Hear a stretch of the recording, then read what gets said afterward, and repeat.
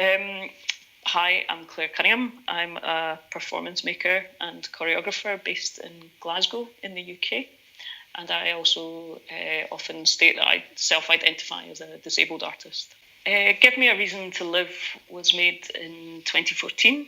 It was part of B Project, which was a project with 5 choreographers around Europe who came together to learn about the work of Hieronymus Bosch, the medieval painter, who had died 500 years ago. So it was off for the anniversary of his death, and it's a solo work that was made a lot initially in response to sketches by Bosch that I saw early on in the research, which were sketches of lots of beggars.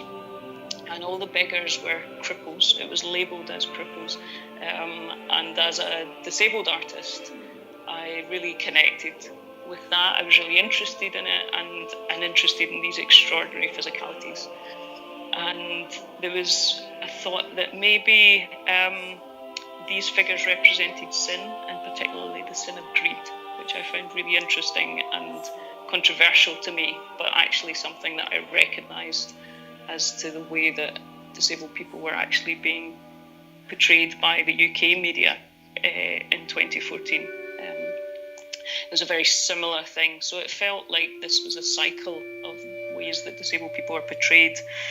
And I became interested in that, and also that there's a running theme for me in Bosch's work about judgment. And that was really the sort of core thing that I was interested in, is this question of how we judge people and how we decide who is worthy and unworthy, or deserving and undeserving. And one painting of Bosch's that I saw, called Christ Mocked, was also it was created in relation to the directive from the church to create empathy for the figure of Christ. And so I became really interested in this, how as artists do we create empathy, and what is empathy, and with an audience, where are the lines between sympathy and empathy and apathy, and I guess not only with an audience but in society today. How do we empathise for people that we see as other, and where do we challenge that, and what does it take to empathise with another person? And so this work takes the form of, I guess, a series of physical tests for myself, but also for the audience to witness.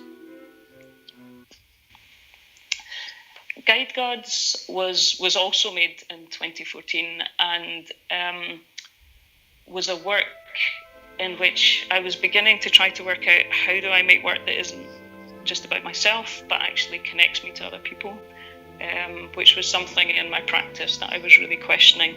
And I had gone to Cambodia in 2013 to research landmines,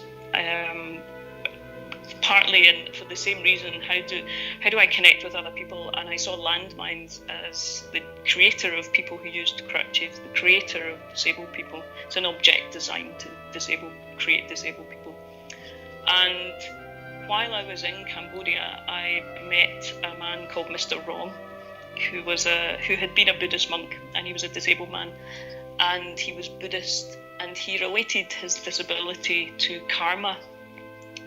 And it was the first time I had come across that belief face to face with somebody. I knew it existed in the world, and I didn't know how to talk about it with him, and it really bothered me that I couldn't get into a conversation, and that my instinct was to challenge him.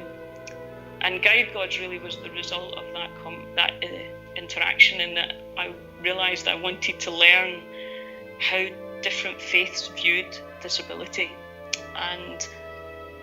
and so I based the work on interviewing a lot of different people, and their voices make up the work. And it's really only about me, in the sense as my journey of ignorance, really, to learn about different faiths, but also about what I discovered as well of how it's quite difficult for disabled people sometimes even to access the practice of a faith, and that was something I didn't expect to weave into the work, but also became quite a core element of the piece.